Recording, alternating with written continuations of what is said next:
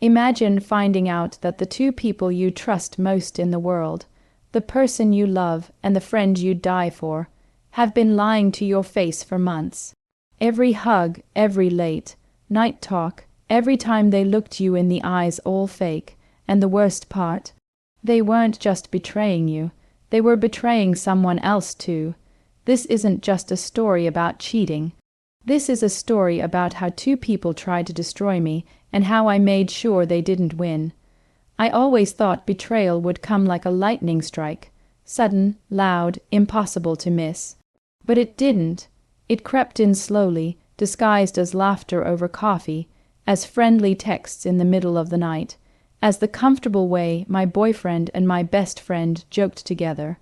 I told myself it was nothing, because what's the worst that could happen when the two people you trust most are in the same room? That's supposed to be a good thing, right? I met Emma in high school. She was the kind of friend who remembered every detail about your life, who could make you laugh so hard your stomach hurt, and who would pick up the phone at 3 a.m. without asking why you called. We were inseparable.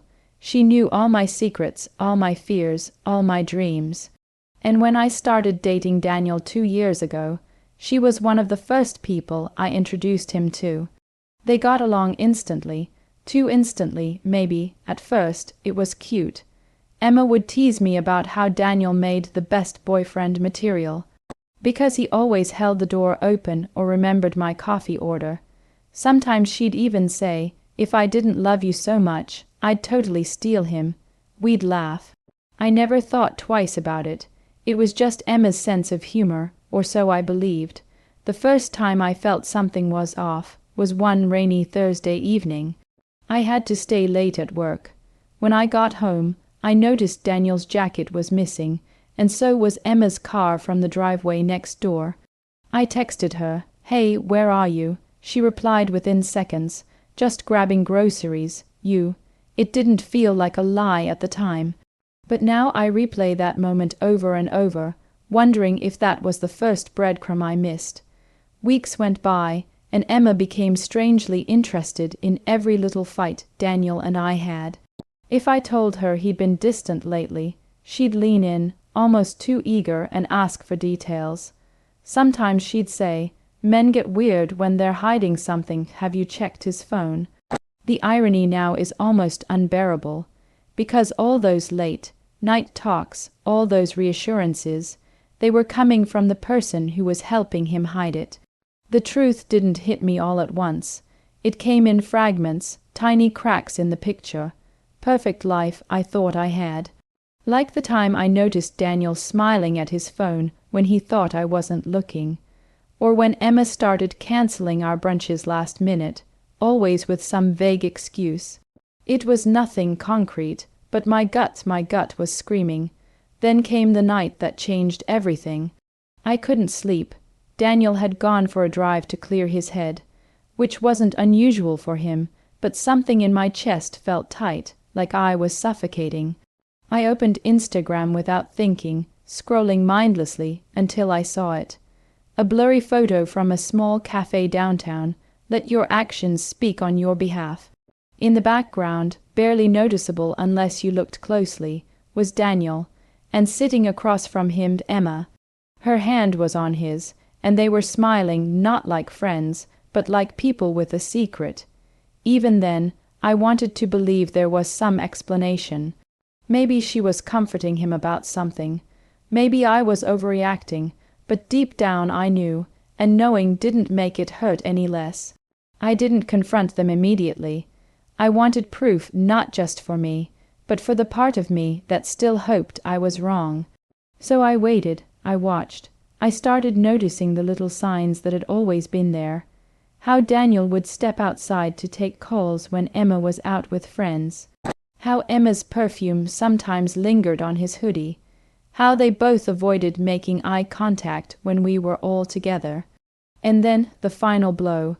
It happened on a Saturday afternoon. Emma was at my place, pretending to help me bake for a charity event. My phone buzzed in the other room. It was a text from Daniel, only it wasn't for me. It read, "I can't stop thinking about last night. Let's meet again before she gets home. My blood ran cold. Emma froze when I stepped back into the kitchen. She didn't even try to hide the guilt in her eyes. I wish I could say I screamed, or threw something, or ended it right there, but I didn't. I just stood there, staring at her, realizing in one painful wave that my best friend had been sleeping with my boyfriend for months, all while listening to me pour my heart out about him. And here's the cruelest twist, the part that still makes my head spin. Emma wasn't even single. She had a boyfriend of her own. And Daniel knew. They both knew. They were playing a game, each cheating on someone else, and I was just collateral damage. I didn't say anything right away. I think my silence scared her more than yelling ever could. She kept glancing at me, her hands shaking as she pretended to measure flour she didn't need. My chest felt like it was caving in. I couldn't hear the hum of the fridge, couldn't smell the cookies baking, just the pounding in my ears. Finally, I said her name, just that, quiet, steady, and she froze like a deer in headlights. I asked her one question, how long, and she couldn't look at me. She mumbled something about a mistake, and it just happened. But her voice cracked, betraying every lie she tried to tell. I didn't need to hear the details. I already knew. Every late night phone call, every girls' night she skipped. Every time Daniel came home smelling faintly of her perfume, it all snapped into place. I remember thinking, you could have been honest. You could have told me once, and I might have forgiven you, but they didn't just cheat. They lied to my face for months. They let me cry on their shoulders, knowing they were the ones stabbing me in the back. I told her to leave. She tried to hug me. I stepped back so fast I almost knocked over the chair. And when she left, she didn't slam the door. She closed it quietly, like she was leaving a secret behind. Daniel came home an hour later. He walked in like nothing had happened, keys jingling, whistling under his breath. I waited until he set his phone down. I didn't even give him the courtesy of a question. I just handed him his own message, printed out, the words staring back at him like a confession carved in stone. His face drained of color. He started the same script Emma had, "It's not what you think." But here's the thing about hearing lies back from two different people, you start recognizing the rhythm. The pauses, the desperate tone, and I realized then, they hadn't even tried to protect me. They just tried to protect themselves. I told him it was over. He didn't fight for me. He didn't cry. He just stood there, as if part of him was relieved the secret was out. That was the moment I understood this wasn't a mistake. This was a choice, one they made over and over again. The days after were a blur. I kept waiting for the rage to come, for the screaming, for the anger to burn away the hurt. But instead it was quiet, numb, like someone had turned down the volume on my life. I'd see their names pop up online together, and I'd just scroll past. It wasn't worth the energy anymore. But here's what hit me the hardest, and maybe you've felt this too. Betrayal doesn't just break your trust in them. It makes you question everyone, every smile from a friend, every casual touch between two people. You start wondering who else is wearing a mask. I didn't just lose my boyfriend and my best friend. I lost the version of myself who believed that loyalty was guaranteed if you gave it first. I lost the naive faith that the people you love will choose you just because you chose them.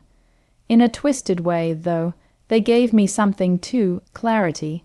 I saw the kind of people they really were, and once you see that, you can't unsee it.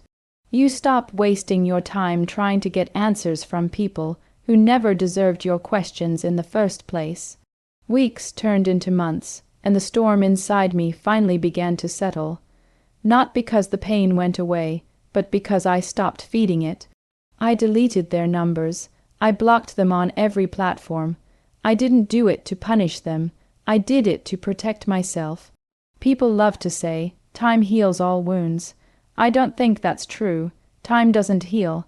It just creates enough distance for you to see things clearly. And when I looked back, I saw something I'd missed all along. They didn't take anything from me that I can't rebuild. They only took the version of me that believed they were worthy. One night, lying in bed, I asked myself the question that changed everything. If I could go back to the moment before I found out, would I want to? My first instinct was yes, to have those months of fake peace back. But then I realized ignorance isn't peace. It's a slow poison. Every smile, every touch, every laugh they shared behind my back would still be there, rotting under the surface. The truth hurt, but it set me free.